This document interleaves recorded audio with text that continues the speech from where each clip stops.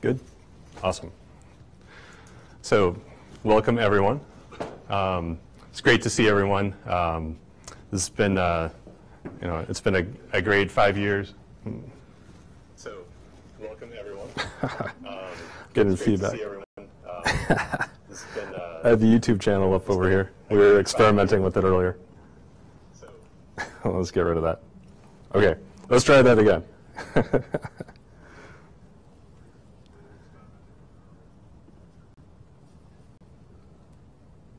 Okay, cool. So thanks for coming. We've been doing a lot of stuff over the last 5 years, and it just keeps on growing. We keep on doing more and more stuff, and we started out just by like doing stuff, and then we would show up at a regatta and we'd tell people about the new stuff, and that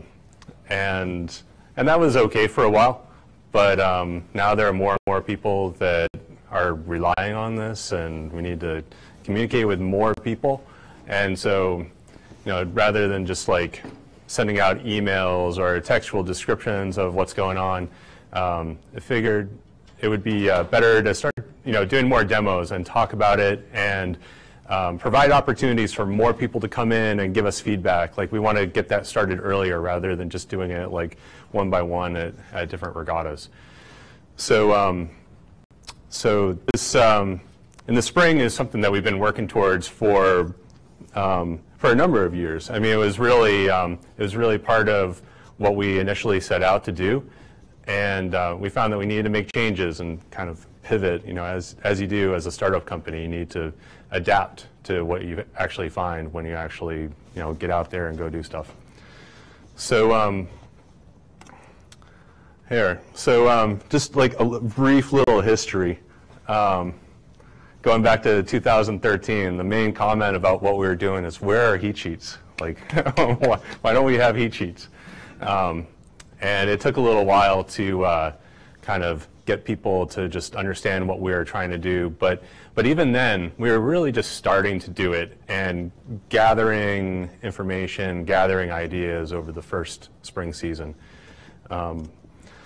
So starting in the fall, I was at Thanksgiving with my sister's family, and I spent the whole Thanksgiving holiday working on the new iPad apps. I had this idea and I just wanted to build it, and then showed up at the U.S. Rowing Conference, started showing Mike and Matt and everyone how all this stuff worked, and it was kind of interesting, but it didn't really take hold until the spring of the next year. So 2014 started out like just kind of experimenting with it a little bit here and there, and then by the time we got to Club Nationals, that's when people really understood what we were trying to get to, and how much of a difference it makes to have the iPads there and enable people to to collaborate around the race course, and it made such a huge difference at the races. So 2015 was the iPads allowed people to communicate in real time and coordinate what they were doing. But the results were still like a 1-minute delay in 2014, which seems so long compared to what it is now. If it takes a minute to get out, have people on the phone ask me what's going on, and so 2015 we changed over to doing everything like right when you come over the line, right when you come over the finish line, your results are up. And that had a huge effect on the spectator experience at the events. And it was really, it was what we initially sought out to do in the very beginning, real-time timing, real-time location tracking, real-time video, all those things integrated together. So we went to 2016, and I was like, I took the year off from work, and I was all set to like, just go gung-ho on all that new technology. And then a funny thing happened. Like, everyone wanted what we were doing, and so we were just trying to keep up with like the demand for like all the different regattas. I think like in 2014, 2015, 2016, we grew at like 100% a year for those 3 years. Just in terms of the number of regattas that we were doing, and it was really hard to just keep up with everything. So for 2016 and 2017, it was really just the same thing, like trying to figure out how to have enough people to be able to manage everything, and figuring out how to not do everything myself, and finding people that could manage different parts of the company. So 2018, it's feeling pretty good. Like we're growing pretty well, and we have a lot more stuff going on, but we've had enough time to go back and take a look at all those things that we wanted to do back in 2012 and 2013 and start re-implementing everything with modern technologies. Like half a decade has passed and technology has changed. So we started taking the latest and greatest of the different technologies and bringing them back together like we originally wanted to do. So this year is the year of boat speed. So boat speed is our new GPS real-time location tracking application. It can be used at races, it can be used for training, and let's start off with a demo.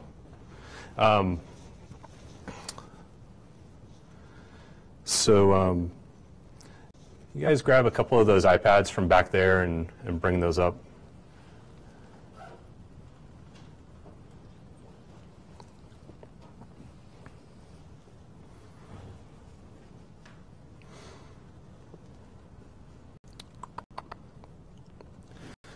Okay, so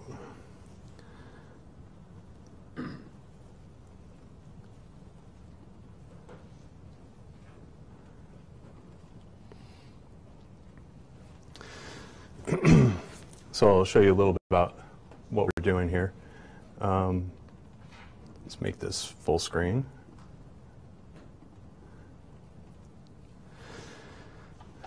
Okay, so boat speed is all about real-time location tracking and being able to get more information out of your races and your practices. And the next step is going to be integrating that with the real-time streaming video that we're doing. But first off, this spring, we're doing a lot of this. I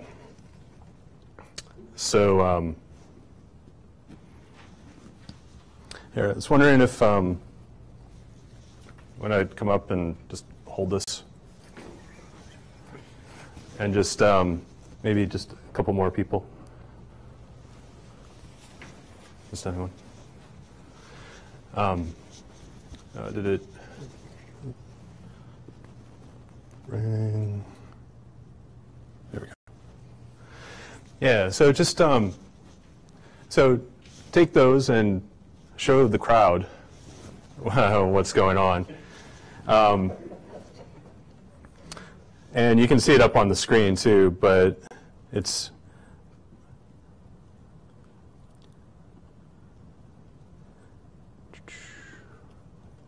okay. Let's go.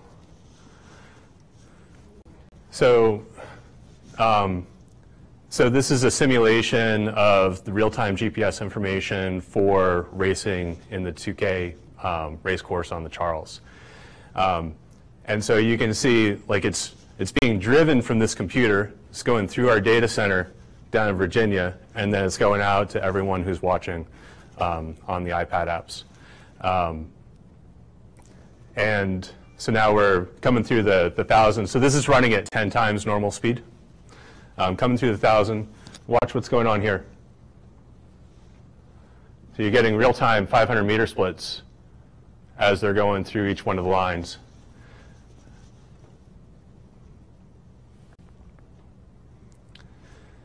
So it's a little choppy for my taste, but you gotta start out and just like get it going, and just the raw information is good. Being able to see the relative distance between the different people that are racing and who's racing, especially like when you can't see it going on, it's really nice to be able to have all that data during the races. So right now, this is just showing the 500-meter split times and the real-time data over there.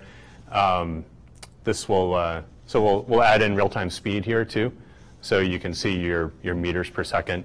We'll allow people to swap between meters per second, 500-meter splits, different ways to be able to look at that, as well as being able to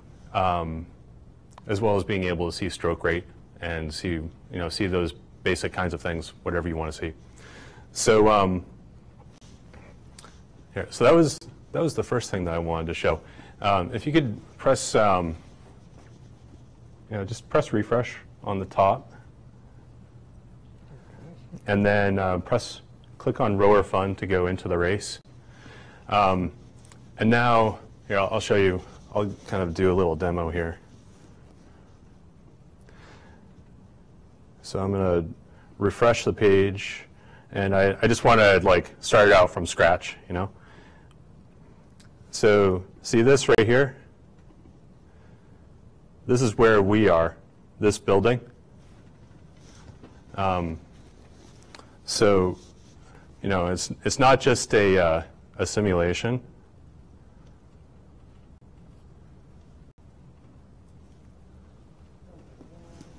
So that's my phone. So we're indoors, so it's a little off in terms of where it is. And if you're outside, that gets much more accurate. It's surprisingly accurate. So you guys can bring those back and just kind of put them up here. Very, very simple application.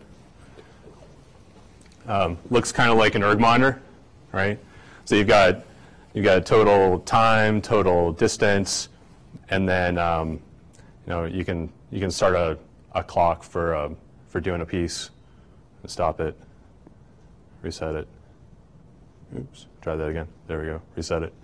So that's manual, but we're also building a coaching application that can work with it. So the idea here is that it's not just like a sensor on a phone and you're just reading it right here. It's a connected application. It's connecting you to your coaches, to the other people that you're practicing with. It's connecting you with spectators for races. So for training, coach can start a piece and it starts the clocks. All the clocks are synchronized with atomic clocks, so they are precise. When it says you're starting, you know that you're on the piece and you know exactly how far in you are. And as a coach, you can see stroke rate and speed from all of those people, so coxswains can't cheat anymore. You know exactly what they're doing. But then it also hooks up to the racing system too. So if you start a race, this will start the time. So you see the time starting, and then when you get done with the race, see your results too. So instead of having to wait and go find out, you'll see that here. So anyway, it's very simple. You just have to, so you log into it, and then so you're logged in with your HereNow account on it, and then your coach has everyone in a group, and I'll show this in a bit. Coach has everyone in a group. They assign you to a boat and their entries for the race, and you're done. You don't have to do anything else, and it just automatically takes all your information, dumps it in, and exchanges it with the people in your on your team, so that people can see race data, training data. So it's red right now, right? We wanted to be very, very explicit about when you're being tracked. So turn it off, it's gray, you're not being tracked. Turn it on, there we go, you're being tracked. So you have total control over whether you're being tracked or not. So you just need to turn it on before you go out and race. And so I'll show you some more about that too. So, okay, back to the presentation.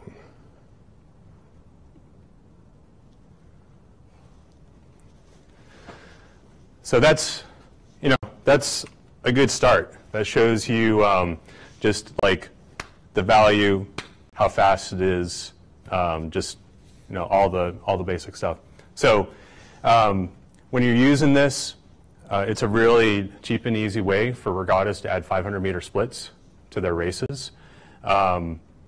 Compared to having a lot of people travel and volunteers and like all the devices and all that kind of stuff to be able to do 500-meter splits. You have to have enough volunteers to be able to run control commission, and we'll get to that later. But anyway, this adds in 500-meter splits very reliably into your regatta, all real time. So then live location, maps, speed for all the boats. Great for sprint races. It's going to be an amazing change for head races and time trials. Like huge, huge change. So 500-meter splits, just like the 500-meter splits that we do right now, like people go out with iPads and take 500-meter splits. So that's free.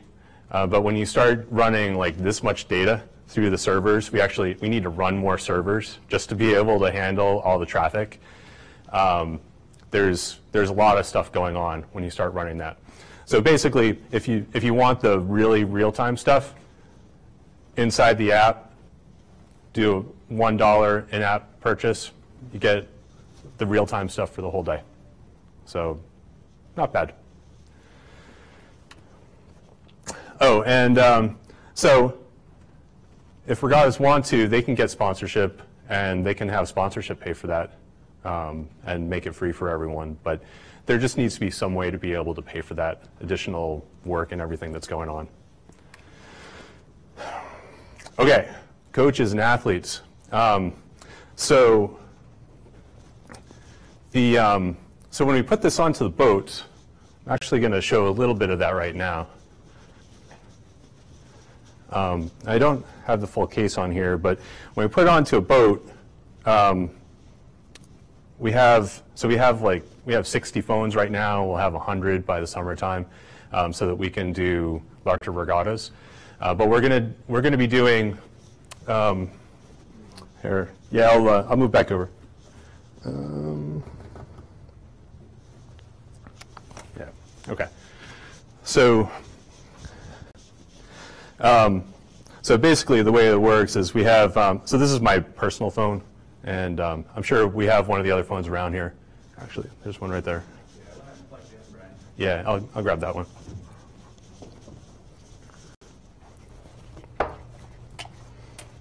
Okay, so iPhone 8s and Xs and somewhat iPhone 7s are waterproof. They're like to different degrees, but we still want to make it even more waterproof. So we have life-proof cases, and on the back of the life-proof case, we've got a little mount, and it attaches to a suction cup. So that's all you need to do to attach it to the suction cup, and it's really strong. Actually, I want to do a little demo. Want to come up and help me out again? You're going to be my go-to demo guy. Okay. So these are the suction cups that we use to, to mount the phones to the boat, and we can lift it up. All right. So they're strong. Last fall, during the Head of the Schuylkill, we had a bunch of people using the apps so we could do some testing with it. And one of the athletes flipped over in her boat, but the GPS stayed on there, came right back up. She kept on going up to the starting line. So yeah, it was kind of cool. So good, good demonstration, good testing. So yeah, so we put this on the boat. This makes it buoyant. This makes it stick, and put it on there, start it up, send it out, go. So coaches and athletes, so you'll see that from the side on all the boats, but it's a phone with an app underneath.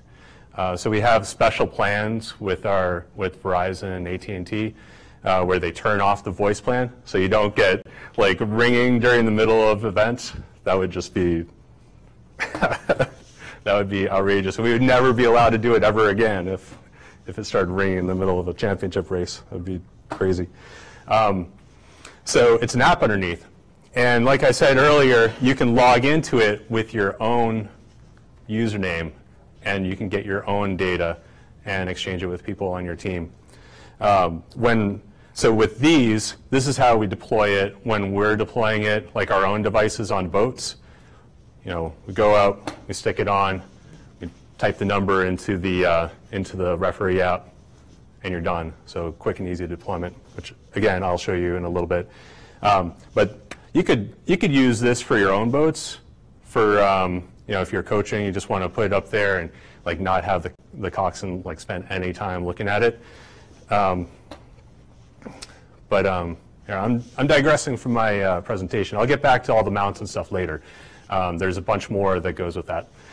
But yeah, download it onto your own phone, log in, save all your race and practice data to your account. And you can do that personally, or you can form a team and exchange information with the people on the team. So, team management.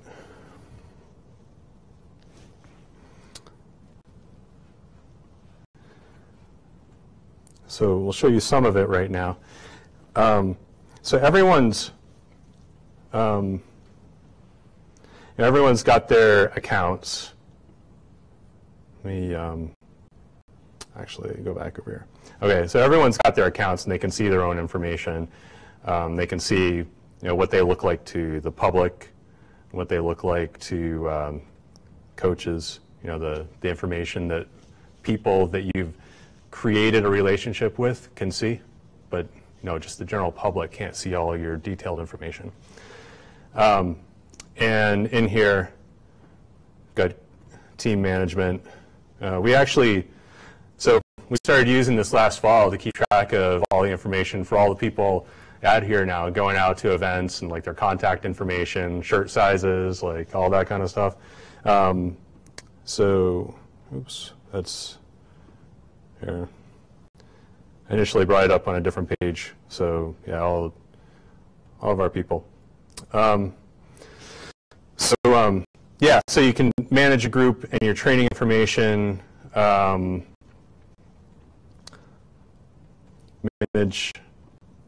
just blowing through all this stuff. I just want to show you quickly. So if you have an existing roster of people, it's really easy to add people in. So this is an Excel spreadsheet, which is just a template. Dump all the basic information in there, and then drag and drop it over to the page, and it's imported all your data. So really easy to take existing roster information and pull that in, so you have all your athlete information in there.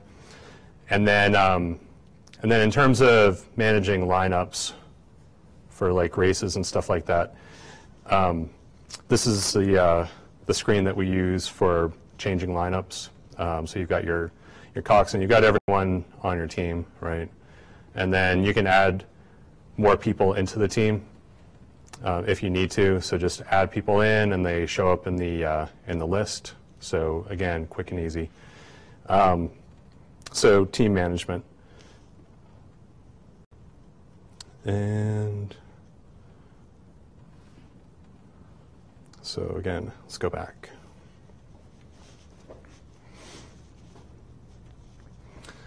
Okay, so regatta directors, racing organizations.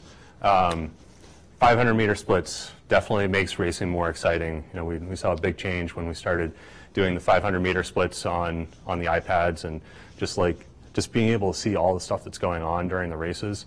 It really adds a lot.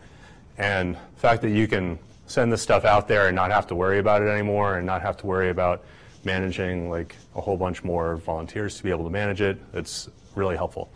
Again, I mentioned time trials, head races. You're going to be able to see so much more of what's going on, because it's such a big race course. You can't really see anything until people come back and tell you what happened.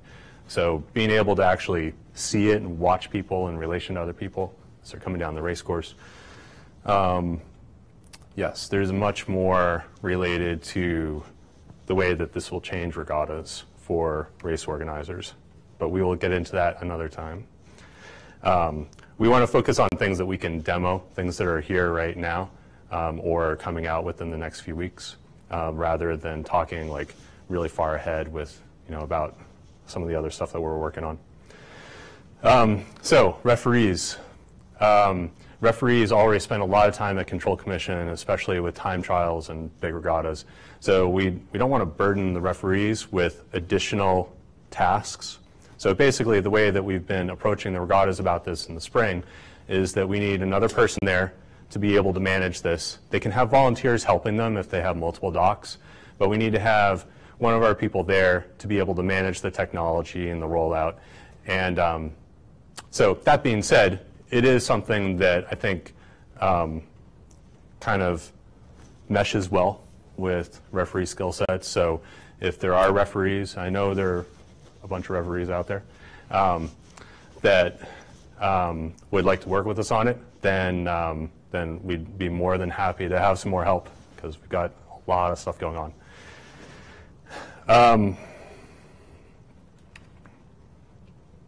Deployment. Okay, so speaking of referees,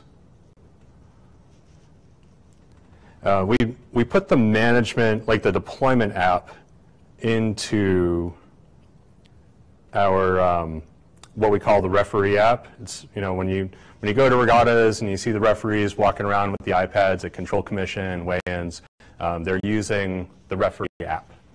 And it has real-time heat sheets, that they have launch controls, weigh-ins, just like there's a bunch of stuff in there, and then they also use it at the finish line to verify all the timing. So it does a lot of stuff. And so here, so again, I'll just briefly go through it for the referees who are out there. So this is the heat sheets page. And so you've got weigh-ins, launch. Arrival was something that we did new last fall. So not, some people would know about that, but that's fairly new. The starting line, finish marshal, chief. So most of those are existing, and all the refs know about how that works. So boat speed is a new position. It would actually be at the launch docks with, working in conjunction with the people that are launching the boats. And basically, so this one, actually, that one should be on. So when you're using one of your own phones and you go up to Control Commission and you've got it turned on and your coach has already associated your account, your phone with that entry, no one has to do anything at Control Commission. They just verify it, take a look at it. And it comes across as locked.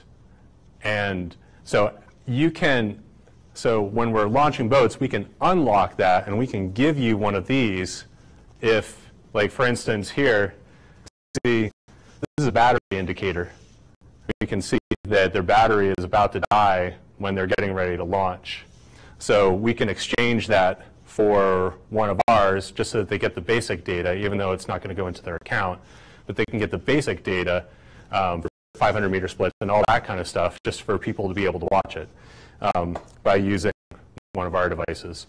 So we can unlock it, and then we can put in, so like device number 23. So this device is connected. So the green means that it's connected and it's actively sending information out.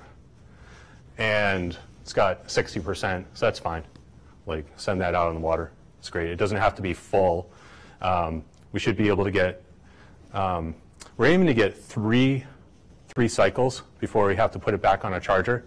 But we're going to be actively experimenting with that all through the spring to be able to find out exactly how far we can get with the devices that we have. And then we can add in more, like 25 is on. Okay, so 25 is a device, but it actually isn't on. And so it had been on, but red means that it's not connected and pinging out. So it's not transmitting its location information. So if you're, so a cause for that could be that you have the app, but like someone turned the tracking off. Remember how I was showing you how to turn it on and off? There are a couple different things that it could be. But anyway, it tells you very quickly and easily this device isn't on. In order to use it, you got to go and fix it. And then, yeah, so that's deployment. Put it on, just like I showed you before.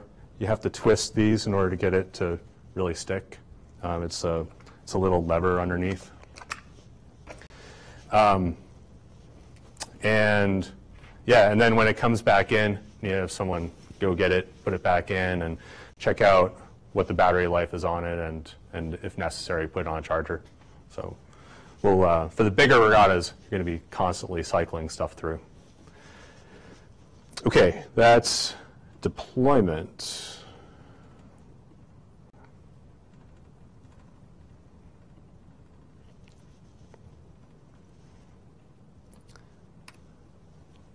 Okay, so I glossed over where all this stuff came from.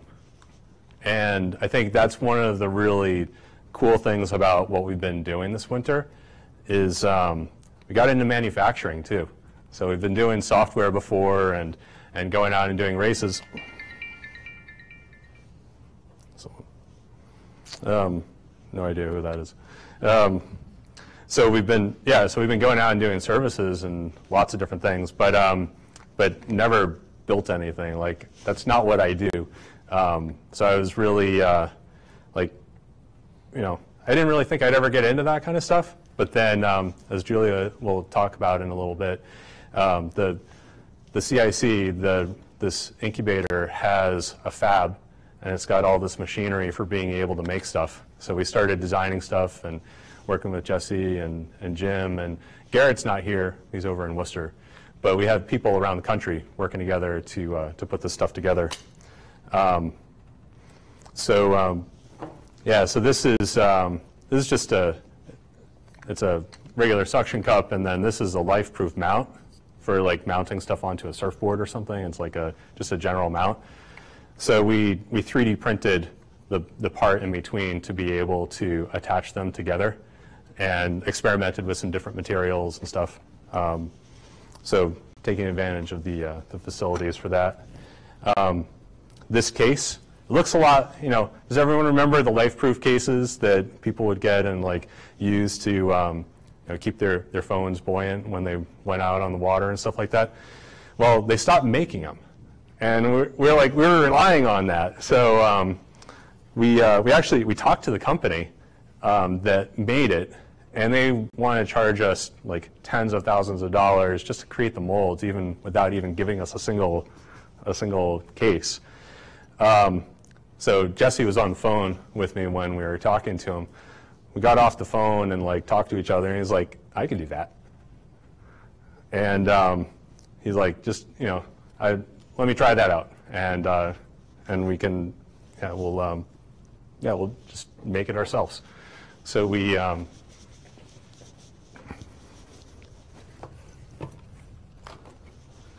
There's a company that had kind of taken over where LifeProof left off and made some cases. This looks a lot like the old LifeProof cases, right? But it was too small and didn't have enough buoyancy to be able to hold these up to. So we needed to do something else. So we took some iPad cases and like hacked them up. You can see that's where the suction cup went, down below. And so this worked. But there's no way we're bringing that to a regatta. It's so unprofessional. Yeah, so we wanted to start experimenting with different things. And so we made a bunch of different cases, and we had different colors and different colors for different densities. We were trying to figure out what the right density of material was to be able to make the stuff. So So we finally figured out what we wanted for the density, and then we knew that we wanted it to be very bright. So if it falls off into the water, you know exactly where it is, and it's, you know, it's got the location tracking on it, so as long as it's bobbing in the water, you can go find it. But you want to be able to see it really easily. So this, you know, this color makes it very easy to see it. So we did a bunch of manufacturing there, and then we also, so this thing right here is LifeProof's mount for hooking up to one of their little suction cups, which wasn't good enough for us. It also works with their handlebars for a bike mount. And so you take the phone and there we go. So, I mean, we wouldn't use this case inside, but basically, you want a way to be able to take one of those phones and put it down like between your feet if you're a sculler, or, you know, there are different ways of mounting it. And actually, that's some of the stuff that we want to talk about today after we get done. There's different ways of mounting things. But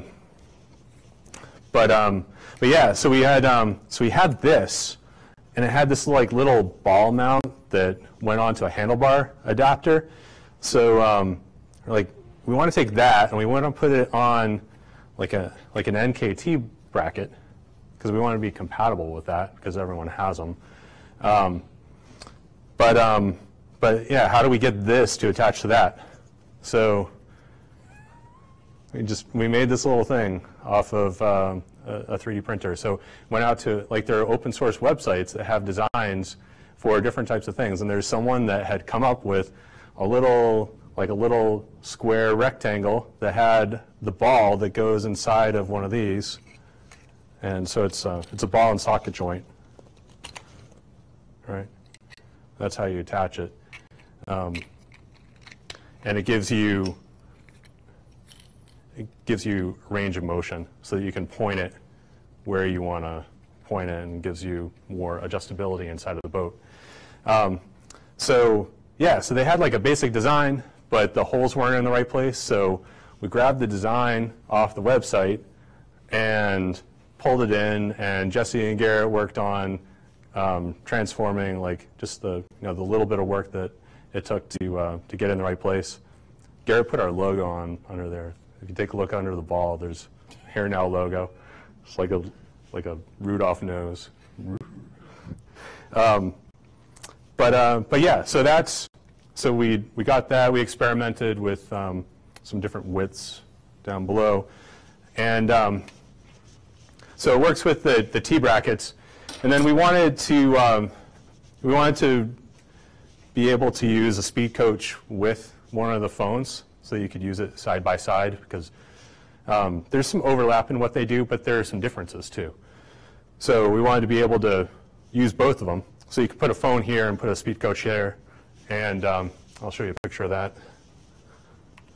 It's actually the next picture.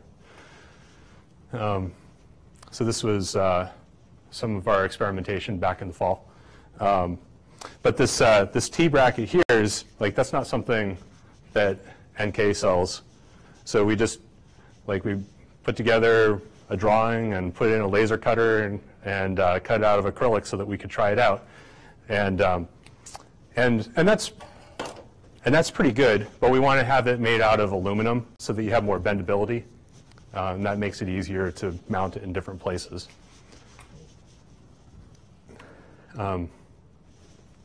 There's a close-up of the, that's actually our first one. So the yellow is the filament that we had on the 3D printer over where we were experimenting with it. So that's the very first one. If you ever get that one right there, that was the very first one we ever made. And then that's a picture for people that are trying to see exactly what I'm holding up and waving around here in the front of the room. That's what one of the T-mounts with the ball and socket joint looks like. So anyway, it was really cool to be able to do that, like to take different designs and experiment with them, riff on a design one way or the other to be able to make what we need. And so we want to support more of that. And there's just a bunch of stuff that we want to do here. So there's, we've been talking to different people around the country that would like to be able to get to the racing data and use that in their own applications and stuff. And we're fine. Like, we have a few people that are starting to work with our APIs. They're real-time APIs, so that you get information very quickly and we can exchange information back and forth. And we're happy to work with people that are happy to work with us and exchange information with us too. So we have a bunch of different APIs for different types of data. We only want to integrate with people that have real-time APIs. If it's not real-time, like, we're not going to insert that into the middle of a regatta because that will slow everything down, and we need everything to be up to date all the time. So that's on the API side, but then from the point of view of all of the physical stuff here, it's not just software. You can take those designs, and we're putting those up. So we put a GitHub repo out there that has designs in it so that people can take those designs and work with them, change them, do whatever they want with them. So different recipes, Illustrator files for different types of machines and stuff like that. So anyway, put that out there. And so again, like, we were only able to do all this stuff because we had a facility here at the CIC that allowed us to do fabrication of new things. It completely changes the way you think about the money it takes to build something. Instead of like tens of thousands of dollars to do a single design, we came up with a design, exchanged it across the country, worked with it over a period of 3 days, had it printed out, FedExed. So this is starting on Wednesday, and we are using it on Saturday at a regatta. So that speed of being able to make new things and collaborate on things is changing the way that people manufacture things, the way that people think about what they can do. So I wanted to introduce Julia, who runs the fab here at the CIC, so that she could talk a little bit about it.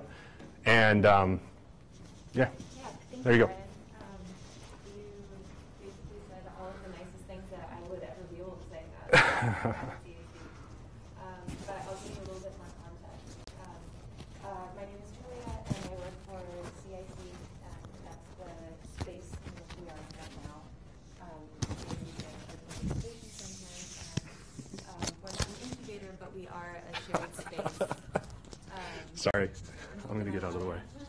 No, no, it's just for the live stream. Oh, okay. Go ahead. Sorry. So we're a shared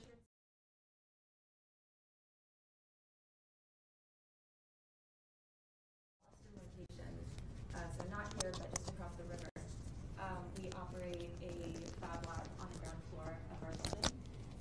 Since you're not able to see it in real life, I wanted to give you the images that would make you feel like you're right there.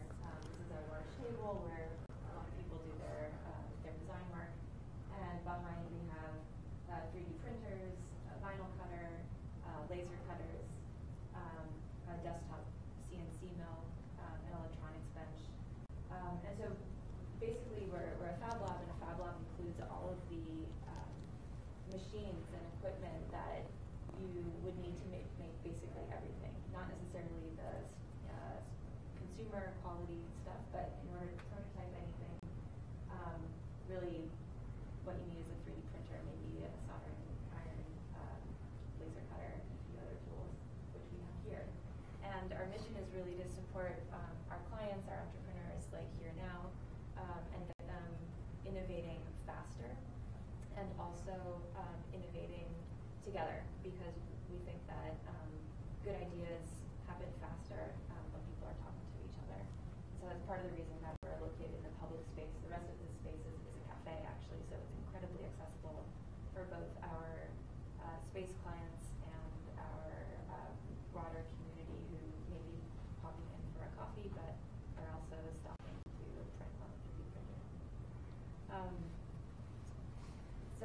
wanted to show you a few other projects that have been done in our space other than HereNow. We have clients who use the vinyl cutter and the laser cutter to create branding for their company. So XLI is a juice company, and they did a lot of their branding in the space really quickly. One of our partners laser etched his business cards on metal for very cheap. He bought some aluminum cards and was able to transfer all of his business contact information onto them. Another company called Empatica has created a wristband device that alerts people who suffer from epilepsy when they're about to have a bout. And this alerts them, their doctor, their emergency contact. And the technology was developed in our lab in part because it requires some very intricate folding circuit boards. And then finally, another member created his own 3D printed braces by scanning his teeth and modeling how he wanted his teeth to change. So starting from current and then ending, a few months down the line for how he wanted his teeth, to look. And then 3D printing out the molds in each of those steps. And then he used the molds to create the actual brace or mouthpieces. And now he's on his way to getting much nicer teeth, but without spending like the $6,000 that adults would have to get for Invisalign. So this is just a small sampling of the types of products or types of projects that can happen in a makerspace. And we definitely think that whether folks are working on professional prototypes like you've heard from HereNow or on personal projects that are just driving them in their life, a lot of creativity and a lot of really good ideas are coming out of this space. So it's important in terms of being a part of a larger center that cares about innovation and about startup activity. I think is really hard to underestimate. In order to use Fabit CAC equipment, for those of you who may be Boston or Cambridge based, we run on a membership model. So once you become a member, we get you trained up on all the equipment, and then you can use the equipment independently. If you're not based here, there are a lot of Fab Labs around the country, so I'm sure you could find another one closer to where you are that would work in more or less the same way. And I would be happy to answer any questions or receive any emails from you. This is my contact information. I did not bring any business cards, so this is it. I think Brian will probably be sharing this document afterwards as well. So that's Fabit CAC, and we're super excited to be part of the journey that HereNow has gone through. Yeah. Thank you.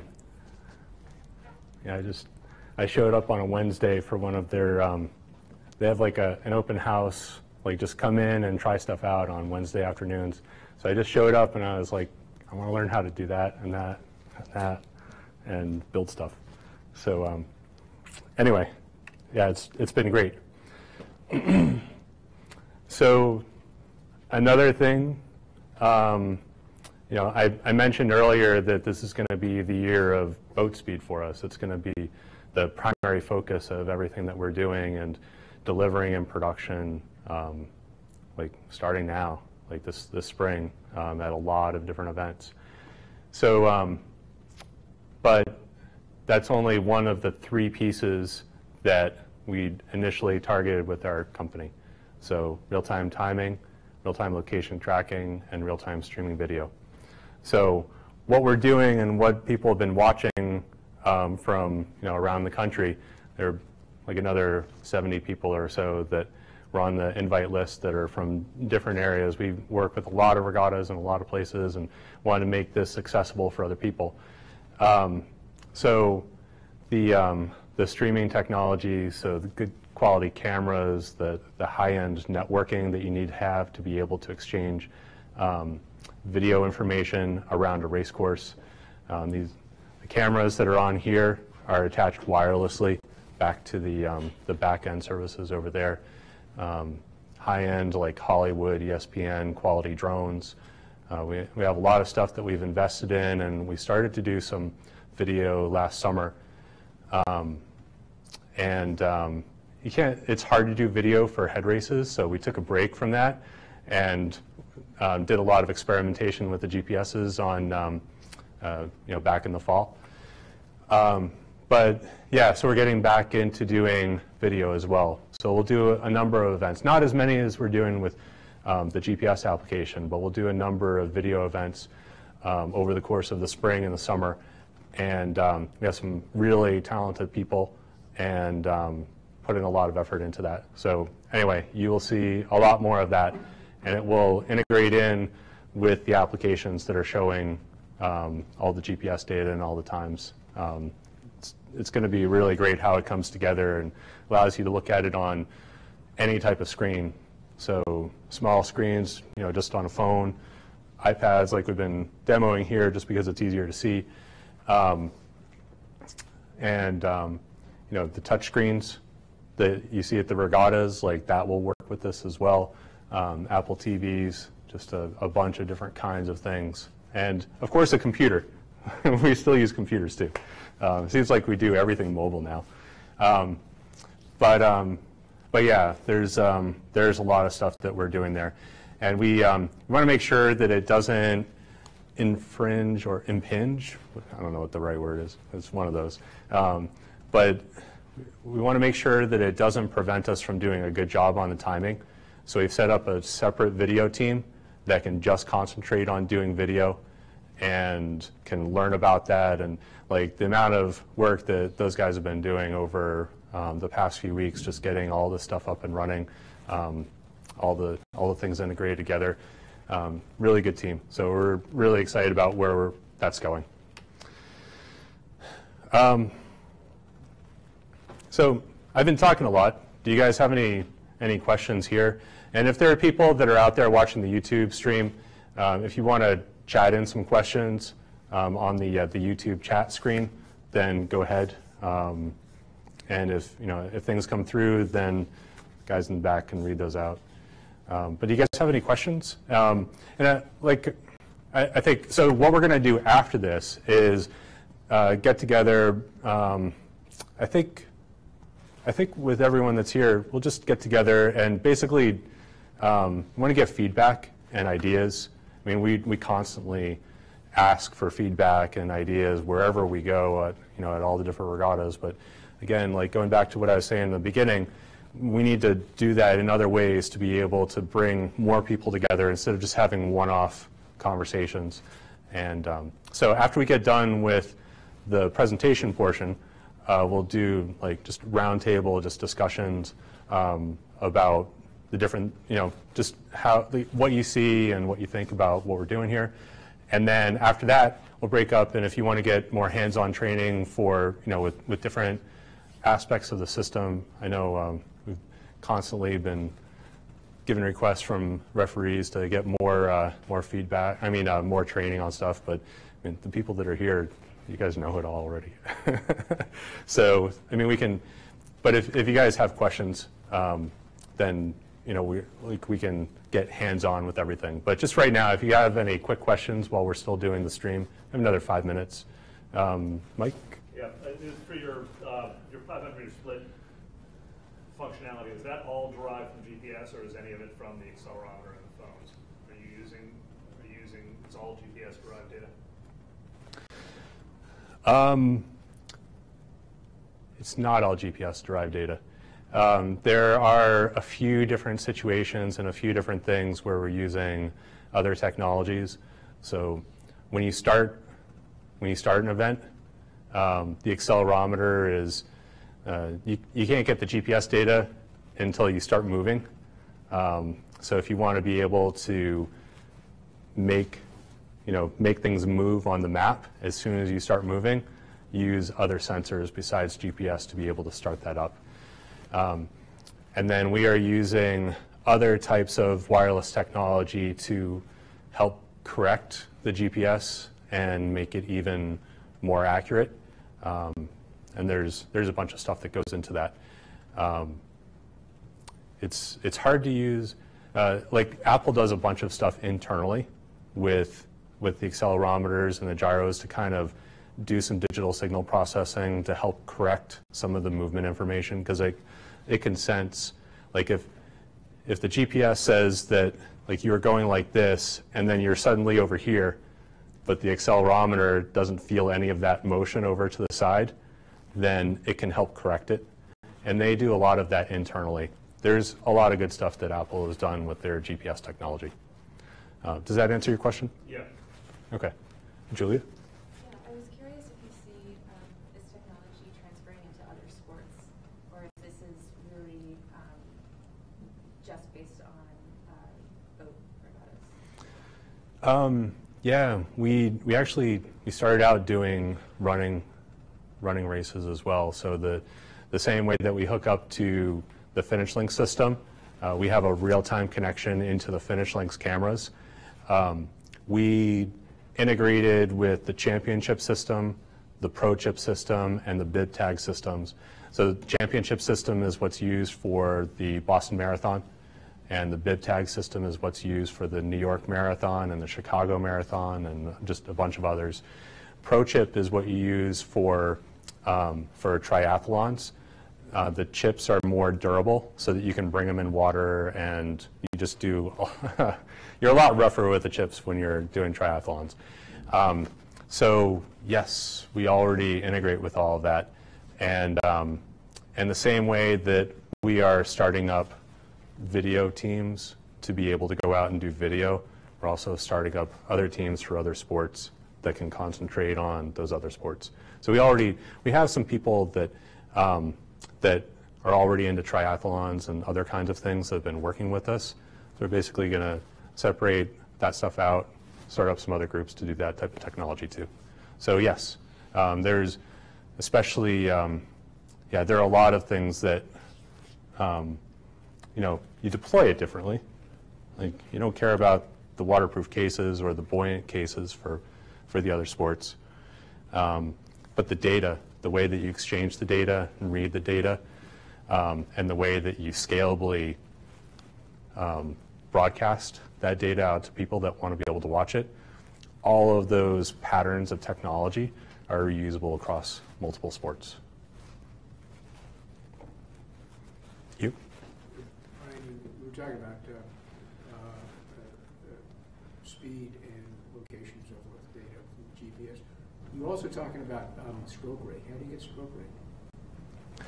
Is it like a sensor? So an iPhone has an incredible amount of sensors in it. It's got accelerometers that can read things in different axes. So it can sense what the motion is in different coordinate planes. It's got gyroscopes, so it can understand twisting motions. And so when you're looking at stroke rate, it's like this. And the way that looks when you're looking at the data is that it's a curve. And you do something called peak detection to understand where those peaks are. And there's some filtering that you do on it to eliminate some of the noise. And those two things together allow you to, when you look at the data, you can intuitively see that there are these curves, and those go along with your strokes. And so there are mathematical ways to be able to understand the rate at which those peaks happen. So simplified, but yeah, you use accelerometers basically. And then you can sense other things too, like the set of the boat, like that. If people are diving at the catch or slamming too far back into the finish, it moves the phone like that, and you can sense that difference. I don't know if you guys remember Shocksbox Dave Baker made that. I have them at home. Started training again. I'm going to get back in shape. I wrote an app for the Shocks box back like 4 years ago or so that detected all that motion, and it gave you a higher score if it stayed stable. And if you were like rocking all around on it, then it gave you a lower score. And it was kind of cool. Like you put two people on ergs, you put two rowers on ergs side by side, and you give them a score that they just naturally start competing against each other. So it was fun to watch, and you could see them like changing the way that they moved in order to keep it more stable. So it was really cool. So yeah, the same stuff that you do for all of that is yeah, a variety of things. Accelerometers, gyros. I guess I have a question. So I guess since you're using GPS as positioning, but in relationship to say a buoy, to make sure that someone passed the buoy. I'm strictly talking about this upcoming race where you're going to help. The coastal race. The coastal race, because we want to make sure that Jim's going to be there. We want to make sure people are rounding the buoys, and we can't see them. Yeah. Unless the referees are actually on the buoy themselves. Yeah. Yeah, I think we're about out of time, but there's some other stuff. I brought one of those buoys for a reason. We can talk about that later. But yes, you can sense buoys and sense positions very accurately. Yeah, there's a lot of stuff that goes into that. But I'd be happy to talk about it. Show you some more details. Anyone else? Was there anything that came up on the YouTube chat? No? Okay, cool. Okay, so I guess we're all done with this portion. And I think got a bunch of beers in there, so we can get some beers and facilitate the conversation. That's the benefit of coming here instead of just watching the live stream. So thank you. Thank you, everyone, for watching. And we'll do this again sometime.